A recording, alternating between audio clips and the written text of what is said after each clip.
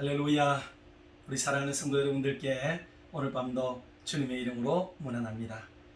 오늘 저녁에는 우리 지난 주일에 살펴보았던 사도행전 21장 뒷부분의 말씀을 중심으로 해서 그리스도인의 영적 생활이라는 제목으로 하나님 말씀을 잠시 나누도록 하겠습니다.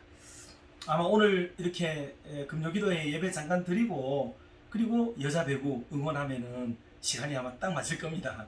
오늘도 좋은 결과를 또 기대하면서 하나님 앞에도 예배하고 또 우리가 나라와 민족을 위해서도 걱정하고 또 마음을 모으는 그런 시간들이 되면 또 얼마나 좋겠는가 하는 생각도 들게 됩니다. 우리가 지난 시간에 살펴봤던 것 중에 바울 일행이 예루살렘에 올라갔다가 얼마나 어려움을 겪는지 그 부분에 대해서는 말씀을 좀 많이 드리지는 못했어요. 시간이 많이 부족해서. 그런데 오늘 말씀에 좀 더 녹여서 드리고 싶은 그 얘기가 있습니다. 그것은 대단히 영적인 문제와 관련이 있다는 것을 우리가 깨달아야 되겠습니다. 먼저 이 영적이라는 말 혹은 영성 이런 말을 우리가 많이 쓰지 않습니까? 그 영성이나 영적이다 이런 말을 쓸 때는 반드시 하나님의 마음이 내 마음에 전달되는 것을 그 영성이라고 얘기하는 거예요. 영성. 여러분, 영성은 그냥 우리 각자가 무슨 영적인 어떤 파워가 있거나 에너지 있지 않습니까? 이런 게 있거나 능력이 있거나 이런 걸 말하는 게 아니고, 영성은 깊은 영성이라고 하는 것은 하나님의 의지, 하나님의 뜻, 하나님의 마음을 내가 얼마만큼 많이 이해하고 깨닫고 있느냐, 그게 영적인 사람인 거예요. 그 무슨 보이지 않는 어떤 위대한 힘과 능력을 소유했다는 의미가 아니라 영성이라고 하는 것은 하나님의 마음이 어떠한지 그 하나님의 마음을 많이 헤아리고 하나님의 마음을 깊이 이해하고 그 하나님의 마음이 내게 잘 전달이 되면 그 사람은 영적인 사람이고 그 사람이 영성이 있는 사람이 되는 거예요. 이걸 우리가 먼저 잘 이해를 해야 되겠습니다. 그러니 예수 믿는 사람이 영적으로 산다 할 때 그 영적인 삶이라는 것을 우리는 어떻게 생각하느냐 하면 내가 정해놓은 경건한 모습으로 살아가는 것을 가리켜서 영적인 사람이라고 말하고 싶어 하죠. 물론 그게 하나님의 마음에 맞을 수도 있어요. 그런데 하나님이 기뻐하는 영성이라고 하는 것, 영적인 것이라고 하는 것은 아주 규정되어 있고 딱 정해져 있는 것일 수도 있지만 어떤 상황, 어떤 형편에 따라서 하나님이 원하는 마음은 다를 수가 있어요. 여러분, 이것을 잘 이해해야 영적인 사람이 되고 그리고 영성 있는 사람이 됩니다. 주님이 그러셨죠. 안식일에는 다른 데 가서 뭐를 하면 안 되지 않습니까? 그게 영적인 사람이겠죠. 우리가 일반적으로 아는 그게 규범을 지키고 율법을 지키는 사람이에요. 그런데 주님은 주일날 이렇게 환자가 생기거나 또 주일날 짐승이 이렇게 구덩이에 빠졌다든지 하는 일이 벌어지면은 어때요? 그들을 건져주지요. 여러분, 그것은 율법적이지는 않지만 영적인 사람은 그런 상황에서 하나님이 원하시고 하나님이 기뻐하시고 무엇이 하나님의 뜻인가에 대해서 민감한 반응을 가지고 있는 사람이 돼요. 그러니 유대인들이 보면 영적인 사람이 아니죠. 되게 아주 세속적인 사람처럼 보이게 됩니다. 그게. 그런데 그게 바로 영성 있는 사람이고 영적인 사람이 되는 거의 차이예요. 이것을 잘 이해를 해야 신앙생활 하는데도 어렵지가 않습니다. 아니면은 우리는 끊임없이 이게 거의 악마적인 마음으로 율법적으로 상대방을 이렇게 탄핵하고 아주 교제하는 그런 모습으로 신앙생활을 하게 될 가능성이 매우 높습니다. 이거를 대단히 주의하고 조심을 해서 신앙생활에서 정말 우리 하나님이 기뻐하고 원하시는 게 무엇인지를 늘 이해하고 깨달으려고 하고 그를 위해서 말씀을 듣고 기도하고 엎드릴 줄 아는 이런 태도와 자세가 필요하지. 기도 그 자체, 말씀 그 자체, 성경 지식 그 자체, 또 교회가 정한 법률 그 자체, 그걸 가지고 우리가 지켜나가는 게 아니란 말입니다. 그렇게 하면 율법주의가 되고 유대교주의자가 되는 거예요. 그래서 그것을 어떻게 잘 하나님의 마음을 담아서 우리의 삶에 적용하느냐가 그게 영적인 사람이고 그리고 하나님의 뜻을 이루어드리는 그런 사람이 되는 것입니다. 이거를 잘 깨달아야 되겠어요. 그래서 바울은 그 시대를 향하여 하나님이 기뻐하실 일이 무엇인가를 하나님으로부터 듣고 알았던 거예요. 그래서 이방 사람들을 구원하고 유대민족이 아닌 사람에게로 나아가고 그들을 하나님께로 인도하는 이 놀라운 일들을 했지요. 그게 영성 있는 사람이지 않습니까? 영적인 사람인 거죠. 그런데 유대인들은 그렇지 않았습니다. 작구에 매였죠. 작구. 문자에 매였습니다. 그 자체에 매여가지고 얽매여가지고 하나님이 정한 계명, 율법 그 자체에 매여가지고 그것을 준행하는 것이 하나님의 사람들이 해야 되는 일인 줄로 생각하는 그런 착각 속에 빠지게 되었던 거예요. 그러니 그들은 율법은 잘 지키는 세계적 수준의 사람이 되었지만 하나님의 마음은 도무지 이해하지 못하는 그런 안타까운 사람이 되었고 영적이지 못하는 사람이 되었고 영성 없는 종교인들이 되고 말았던 겁니다. 그 차이를 우리가 이해를 잘해야 되겠어요.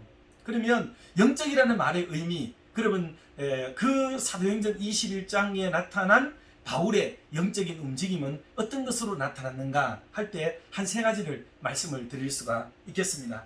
첫 번째로는 고난이 올 때 인내하는 믿음이지요. 고난이 올 때 인내하는 것. 이것은 대단한 영적인 일입니다. 영적인 일이에요. 고난이 올 때에 참아야 한다는 것을 모르는 사람이 누가 있겠습니까? 다 알지요. 그러나 막상 고난의 때가 우리에게 다가올 때는 우리는 참 고민이 생기고 힘들어하게 됩니다. 하나님의 뜻이 아니라고 감히 하나님의 뜻을 내팽개치잖아요. 고난이 연속되면 이건 하나님의 뜻이 아닐 거야. 이건 정말 하나님 원하는 거 아니야.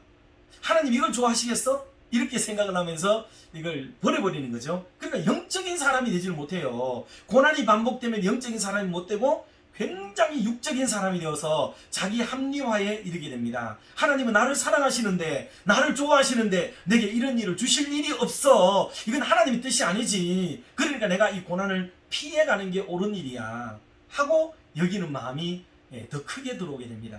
그러니 영성 없는 사람이 되고 영적이지 않는 사람이 되고 마는 거예요. 그런데 그 고난의 때에 하나님의 마음을 읽으려고 하고 하나님께서 왜 이걸 주셨는지 깊이 묵상하고 그리고 혹시 우리의 죄악이 우리의 허물이 이런 일을 가져왔다면 회개하고 하나님 앞에 바로 서게 되고 그리고 이것을 통해서 하나님이 더 크고 귀하고 놀라운 복을 내게 주시기 위해서 하나님이 이런 어려움을 내게 주시는 게지라고 믿는 믿음이 내 속에 작동이 되어지면 여러분 그 사람이 영적인 사람이 되고 그리고 하나님의 음성과 목소리에 그 하나님의 마음에 기민한 사람이 되어지고 민첩한 사람이 되므로 바로 영성 있는 사람이 되는 겁니다. 그래서 모든 신앙의 행위들은 이게 반복이 되는 거예요. 그래서 지난 시간에 살펴보았듯이 가는 곳곳마다 형제들이 만류하고 예루살렘으로 가지 마세요, 가지 마세요 막 이렇게 얘기를 하고 있지 않습니까? 그런데 바울은 그것을 선명하게 알고 있었어요. 왜? 처음에 하나님이 예루살렘으로 가도록 했던 일이 하나님의 뜻이었다는 게 분명하게 그는 가지고 있었던 거예요. 그래서 중간에서 이런 소리 저런 소리 아무런 소리가 들리더라도 이거는 하나님의 뜻을 막으려는 일이지 이게 하나님의 마음은 아니라는 확고한 믿음을 가지고 지속적으로 영적으로 하나님의 음성을 반복적으로 확인해가는 바울의 영성을 보게 됩니다. 그러니 바울이 얼마나 귀한 사람이었겠습니까? 그래서 여러분 영적이라는 것은 우리는 막 어떤 신령한 단계에 들어가서 어떤 막 신비한 단계에 들어가서 무엇을 경험하고 느끼는 게 영적인 거라고 생각을 하는 그런 가상의 세계와 신비적 세계에 함몰되어야 된다는 생각을 많이 갖습니다. 그런데 그렇지 않습니다. 영적인 것은 매우 현실적인 것이 될 수가 있고요. 영적인 것은 얼마나 우리의 삶의 현장 속에 드러나는 일인지 모릅니다. 그러므로 그때그때마다 하나님의 뜻을 깨닫고 그거를 따라 결정을 지으려고 하는 것, 그 사람이 진짜 영성 있는 사람이 되는 겁니다. 그런데 한국교회는 오순절파 내지는 신비주의에 많이 물들여 있습니다. 그래서 영적이다, 신령하다, 경건하다, 거룩하다는 말을 다 어떻게 쓰느냐 하면 현실적으로 쓰지 않습니다. 현실적인 의미로 이 단어를 받아들이지 않고 이거는 뭐 거의 신비한 세계에 들어가는 그런 뭐 영적인 함월경에 들어가는 거 그런 것들이 신령하다고 생각을 하는 그런 신비주의적 경향성이 매우 높습니다. 그러다 보니 우리의 일상에서 영적이다, 신령하다 이런 말은 도무지 쓸 수가 없는 거예요. 다. 왜? 그는 깊은 기도의 단계에 들어가거나 뭐 기도원에 가서 깊이 이렇게 금식하거나 또 굉장히 오랜 시간 동안 집회를 하거나 자기의 막 개개인이 어마어마한 영성의 단계에 막 들어가 있는 상태, 그런 때를 우리는 주로 영성이라고 쓰게 되었기 때문에 이 단어에 적합하게 진짜로 써야 될 때는 한 번도 쓰지 못하는 그런 이상한 현상이 나타나고 있는 게 한국교회의 현실이기도 합니다. 근데 오늘 이 말씀을 듣고 사랑하는 성도 여러분, 오늘 우리가 일상에서 삶의 현장에서 하나님의 음성과 하나님의 마음을 이렇게 읽어보세요. 오늘 지나가는 사람, 내가 만나야 되는 사람, 내게 스치고 지나가는 듯이 오는 사람, 내게 뭐라고 손짓하는 사람, 구원의 손을 요청하는 사람, 여러분 다양한 분들이 있습니다. 그럴 때 그때 다 그 당시에 하나님의 음성을 듣고 기민하게 움직일 수 있는 사람이, 그 사람이 영적인 사람인 거예요. 이걸 우리가 잘 이해를 하고 깨달아야만 되겠습니다. 그래서 바울은 자기에게 다가오는 이 고난들을 잘 받아들이고 이겨내도록 마음을 기울이는 멋진 모습을 보였습니다. 실제로 바울이 예루살렘 그 회당에 들어갔죠. 예루살렘 올라갔다가, 그런데 거기서 붙들리게 됩니다.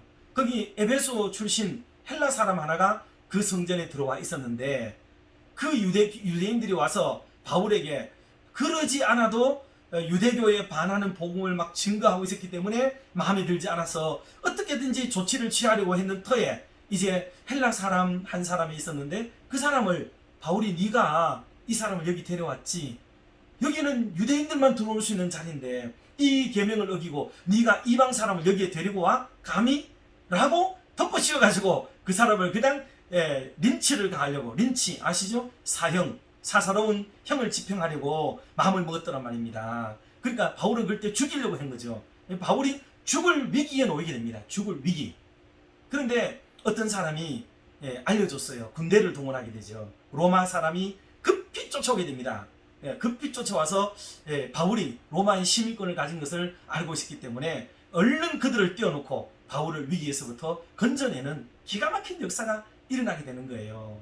그러니 이 고난의 때에도 하나님의 뜻을 이루려고 하고 또 그것을 반하게 생각하지 않는 이런 생각이 바울에게 있어서 얼마나 높은 영성을 가지고 있었는지를 보여주는 대목이 되겠습니다. 사랑하는 성도 여러분, 오늘도 저와 여러분에게는 많은 고난과 환난이 우리에게 시련과 풍파가 닥치게 될 거예요. 그때 무너지거나 쓰러지거나 좌절하지 마시고 이런 일들을 통해서 우리를 강하게 하고 더 튼튼하게 하시는 하나님을 붙잡고 고난의 때를 믿음으로 슬기롭게 영성으로 이겨나가는 저와 여러분이 되시기를 주님의 이름으로 축원합니다. 두 번째로 우리가 생각해야 될 것은 사명 완수의 목적을 이룰 때에 여러분 사람은 영적인 사람이 돼요. 사명, 하나님이 내게 주신 또 맡겨주신 사명, 이것을 버리면 영적인 사람이 될 수가 없어요. 사명을 외면한 채 나의 목적을 이루기 위해 가지고 막 영적으로 매어 달린다, 뭐 소나무를 뽑든지 뭐를 하든지 간에 여러분 그 때문에 영적인 사람이 될 수는 없어요. 그래서 개인의 감정을 넘어서서 다 하나님 앞에 하나님의 뜻을 이루기 위한 그 의지와 노력을 기울이는 것이 매우 중요하다는 것을 알 수가 있습니다. 간단하게 말씀을 드리자면, 아까도 말씀을 드렸는데 바울이 이렇게 잡혀가게 되잖아요. 잡혀가게 됐어요. 유대인들에 의해서. 그 유대인들에 의해서 잡혀가고 로마의 사람들에게 끌려가게 되고 이러는 지경이 되는데도 불구하고 유대 기독교인들 사도들을 포함해서 이들은 그 어느 누구도 바울을 말리지 않습니다. 거기서 바울을 건져내려고 애쓰는 흔적이 있다든지 또 그들을 만류한다든지 그러지 마라 형제들아, 이 사람도 뭐 유대인이다, 길리기아 다수 출신이고 다 우리와 같은 뿌리를 가지고 있고 하나님을 섬기는 백성이 아니냐, 그러니 우리가 너무하게 그러지 마라, 이렇게 만류를 한다든지, 또는 내가 알아보니까 형제들아 바울이 전하는 복음이 잘못되지 않았더라, 이렇게 막아서는 사람이 유대 기독교인들 중에 한 사람도 나오지 않습니다. 한 사람도 나오지 않아요. 베드로, 야고보, 요한, 그 수많은 제자들을 비롯해서 내노라 하는 사람들이 거기에 있었을 거란 말이죠. 많은 장로들이 거기다 모여 있었다고요. 그런데 어느 한 사람도 나서서 이 바울을 막아서주고 변호해주고 옹호해주고 지키겠다고 하는 사람이 하나도 없어요. 하나도. 여러분 유대 기독교회는 실제로 이미 이때 당시부터 완전히 거의 기독교에서 떠나갔다고 봐야 됩니다. 제가 볼 때는 이 일 후에 예루살렘 교회, 초대 기독교회하고 예루살렘 교회하고는 다릅니다. 초대 교회라고 하면 예루살렘 교회도 포함이 되고, 그리고 에스버드 사빌라, 그 모든 교회들도 다 초대 교회고, 그리고 더 넓게 말하면 초기 기독교회가 되죠. 초기 기독교회가 되고, 예루살렘 교회는 유대교입니다. 거의 유대인들이 기독교를 믿어가지고 예수님을 믿어가지고 기독교가 되었으나 그 뿌리 때문에 이방인 교회는 형성이 잘 되었어요. 그러나 유대 기독교회는 지난 주일에 말씀드렸듯이 그 바울을 변호하지 않습니다. 옹호한 적이 없어요. 그리고는 그 일 이후에 10여 년 세월 동안에 그냥 스물스물 사라져버리고 결국은 로마에 의해서 완전히 압제를 당하고 무너져버린 그런 일이 되어져버리고, 혹시 남모르게 뿌리를 가지고 있는 것은 있었을지 몰라요. 그러나 지금까지 그 뿌리의 현상들이 나타나지 않은 걸 볼 때에 그 뿌리라고 하는 것은 지극히 작다. 지극히 작다. 아주 극소수에 불과하다. 감히 그렇게 말씀을 드릴 수가 있어요. 그 정도로 예루살렘 교회, 초대교회를 말하는 예루살렘 교회의 의미는 퇴색되어져 있다고 볼 수밖에 없겠습니다.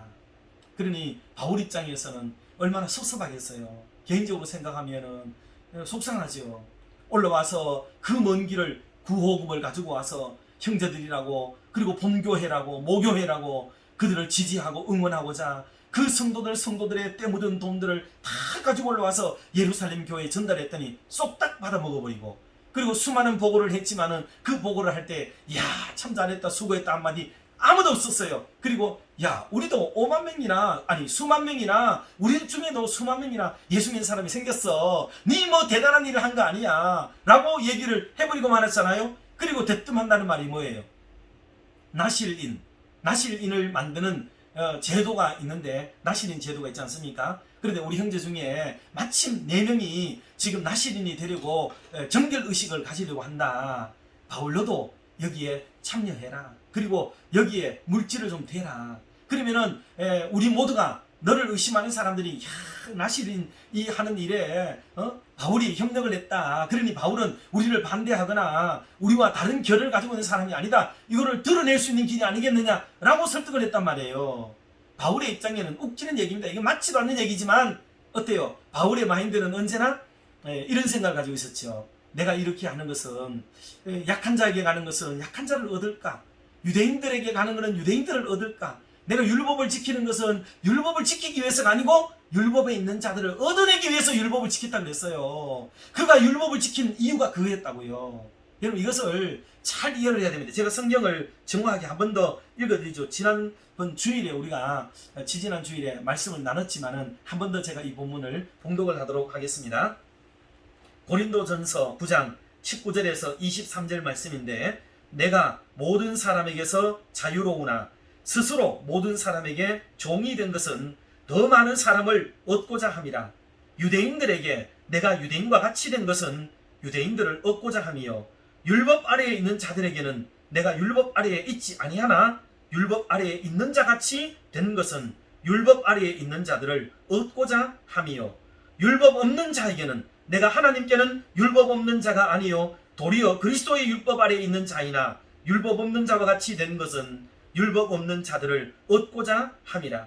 약한 자들에게 내가 약한 자와 같이 된 것은 약한 자들을 얻고자 함이요, 내가 여러 사람에게 여러 모습이 된 것은 아무쪼록 몇 사람이라도 구원하고자 함이니, 내가 복음을 위하여 모든 것을 행함은 복음에 참여하고자 함이라. 아멘. 여러분 이게 바울의 마인드였습니다. 마인드. 그래서 나실인 제도가 있었는데, 참고로 말씀을 드리면 나실인은 술을 입에 대면 안 되죠. 술을 대면 안 되고 머리에 삭도 대지 마라 그랬어요. 머리에 칼 대지 마라. 머리를 자르면 안 된다 이 말이에요. 그리고 평생 동안 정결하게 살아가는 그런 사람을 나실인이라고 말을 해서 구별된 자라고 얘기를 했습니다. 그런데 이 나실인이 되면 한번 평생 나실인이 되는 경우도 있고요. 그리고 어떤 기간을 정해놓고 일시적으로 한시적으로 나실인을 하고자 하는 그런 사람들도 있습니다. 이 성경에 그런 얘기 다 나와요. 민수기에도 나오고 레위기에도 나오고, 그리고 바울도 갱그리아에서 머리를 깎은 적이 있었죠. 그건 다 일시적으로 나실인과 같이 정결의식을 치르고 있겠다는 뜻입니다. 그러니 오늘 사도행전 21장에도 나오는 4명의 사람이 갑자기 뒤늦게 나실인이 되고자 하는 것은 그는 평생을 나실인이 되고자 하는 것보다는 일시적으로 얼마간의 기간 동안 나실인처럼 살겠다라고 마음먹는 그런 행위라고 볼 수가 있겠습니다. 여러분, 우리나라에서는 중이 된다라고 말하면 목사들처럼 평생 중이 되는 걸로 생각을 많이 하잖아요. 그런데 제가 미얀마라든가 또 캄보디아나 태국을 가보니까 거기는 그렇지 않습니다. 모든 사람들, 원하는 사람들이라면 한시적으로 중이 되도록 만드는 제도가 있어요. 그래 어린애들도 뭐 1년, 2년 정도 중이 되도록 절에 보내가지고 그렇게 교육을 시키는 경우도 많고요. 그런 제도가 있습니다. 그래서 그가 절에 입문하는 그런 날이 되면 온 동네를 마차를 태워가지고 이렇게 뭐 차에 얹어가지고 꾸며가지고 이렇게 퍼레이드, 카퍼레이드를 하는 경우도 있고 그렇더라고요. 그러니까 한시적으로 중이 되게 만드는 제도가 있어요. 한시적으로. 우리나라에 목사 제도가 뭐 한시적으로 있으면 좀 어떨까 생각도 해봤어요. 왜냐하면 평신도들이 한시적으로 목사님이 한번 되어보는 것도 어떨까 그 생각을 한번 해봤습니다. 미국에는 그런 제도가 있다 그런 것 같더라고요. 제가 썩 잘 모르겠는데 미국에는 목사님이 되는 제도가 있고 평신도들이 목사권을 가지고 설교권이라든가 강도권을 가지고 한시적으로 이렇게 뭐를 하는 그런 어떤 자격 같은 것도 있대요. 뭐 제가 썩 잘 모르겠지만은 뭐 그렇다더라고요. 그런 것처럼 외국에는 이 종교성을 가진 사람들에게 한시적으로 뭐를 하게 하는 제도가 있습니다. 그런 것처럼 유대인들에게도 나실인 제도가 있었는데 평생을 나실인이 되는 사람도 있지만 일시적으로 나실인이 되는 그런 경우도 있다 하고 볼 수가 있습니다. 자, 그런데 중요한 거는 그때 이 바울이 돈도 다 냈단 말이에요. 그때 나실인이 되는 정결의식을 행하려면 순서 맡은 자도 오고 거기에 뭐 여러 가지도 하고 돈이 좀 들어가겠죠. 그 경비도 바울이 다 됐어요.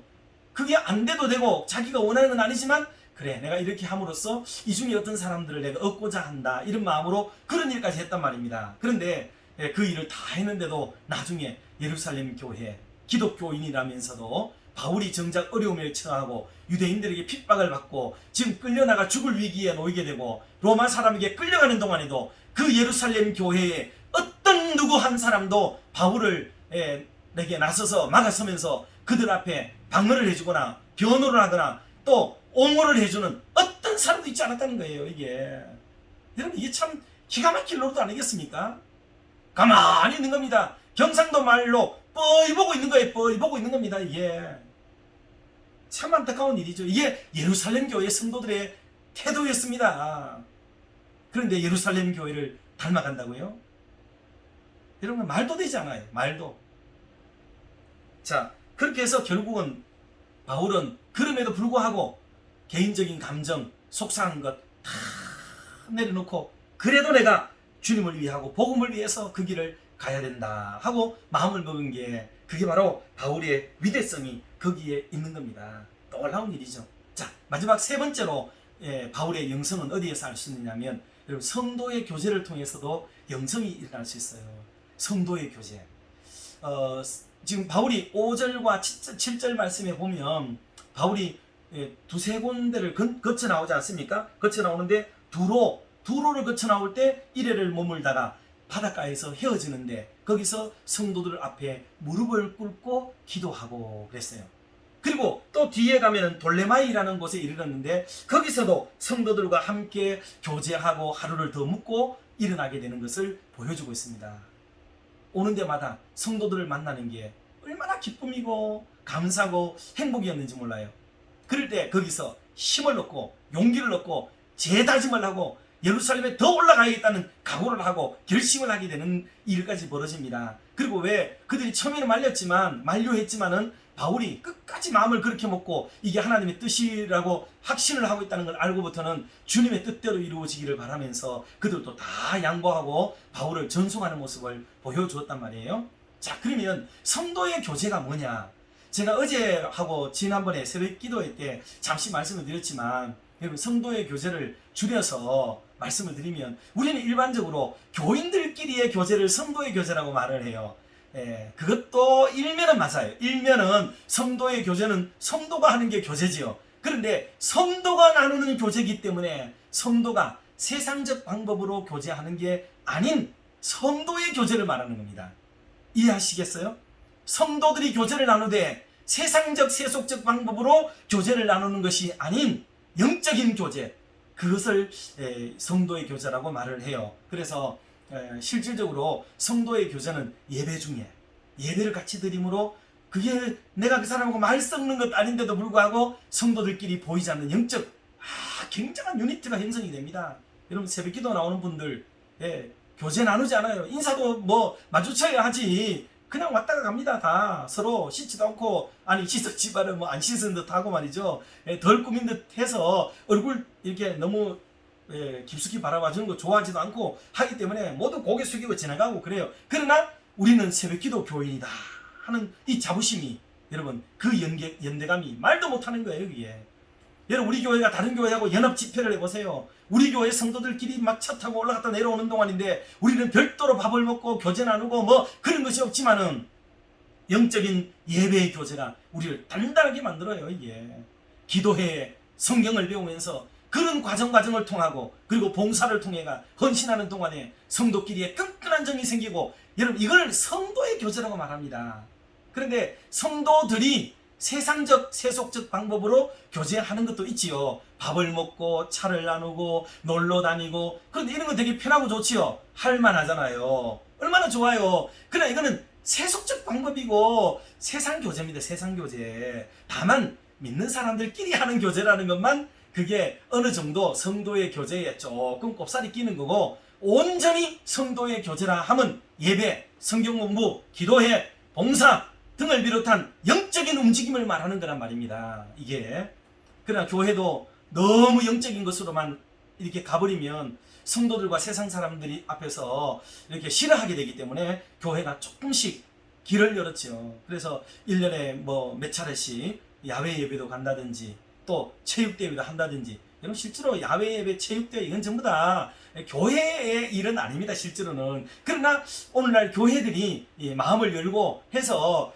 우리가 예배나 기도 모임이나 전도 모임이나 선교 모임이나 또는 봉사 모임이나 이게 아닐지라도 상당히 건강하고 건전한 어떤 것들을 통해서 성도의 교제를 나누고자 모색하는 방향으로 그런 것들이 만들어져 있을 뿐이에요. 그게. 그러나 그 방식은 다 세상 사람들이 하던 방식이었다 하는 것을 알아야 합니다. 우리는 야외 가더라도 거기서 뭐 하기 위해서? 예배드리기 위해서 가는 거예요. 예배드리기 위해서. 그래서 야외에 가고 들에 가는 거지.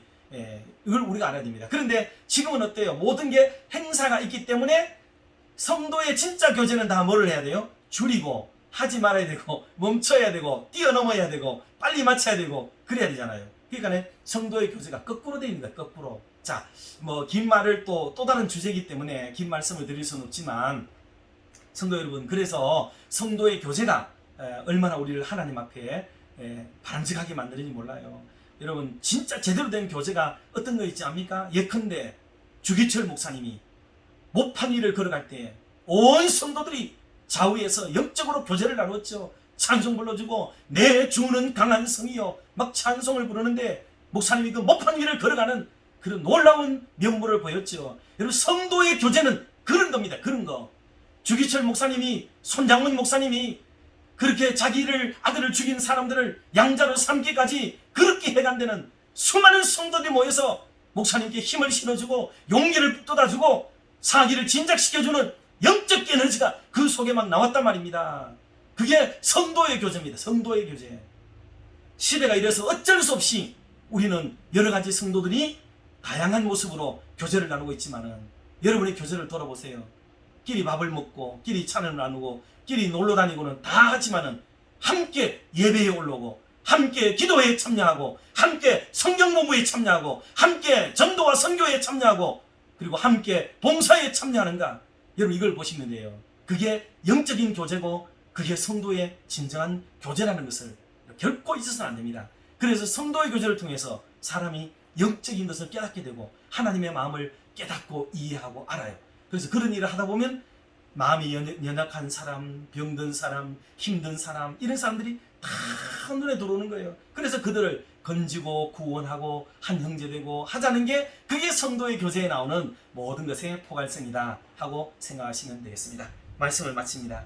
사랑하는 성도 여러분, 오늘 바울이 영적인 사람으로서 얼마나 아름다운 면모를 보였는지, 고난이 올 때도 그 고난 속에 정말 하나님의 뜻을 발견하고 고난을 자기 성장, 성숙의 인격 성숙의 기회로 삼고, 그리고 개인적인 감정이 막 질러댈 수 있었던 상황이지만은 그것을 뛰어넘어서 하나님의 사명을 이루고자 하는 쪽으로 방향성을 잡았다는 것. 그리고 일반 세속적인 사람들의 교제가 아니에요. 그들은, 유대인들은 모여가지고 맨날 협잡했어요. 누구를 어떻게 하면 없앨까? 누구를 방해할까? 그들의 교제와 그들의 모임은 끝없이 예수님을 어떻게 하면 죽일까? 베드로를 어떻게 하면 죽일까? 바울을 어떻게 하면 죽일까? 맨날 이것만 모이는 게 그들의 모임의 내용이었습니다. 여러분, 진짜 교제가 뭔지, 성도의 교제가 뭔지를 우리가 바로 잘 이해를 하게 되었어요. 이런 걸 통해서 우리의 영성이 새로워진다 하는 것을 깨닫고, 오늘 이후로부터 점점 더 우리가 하나님 앞에 하나님의 마음을 정말 깨닫고 이해해가는 영적인 성도, 그리고 영성이 있는 아름다운 성도들로 성장하게 되기를 주님의 이름으로 축원합니다.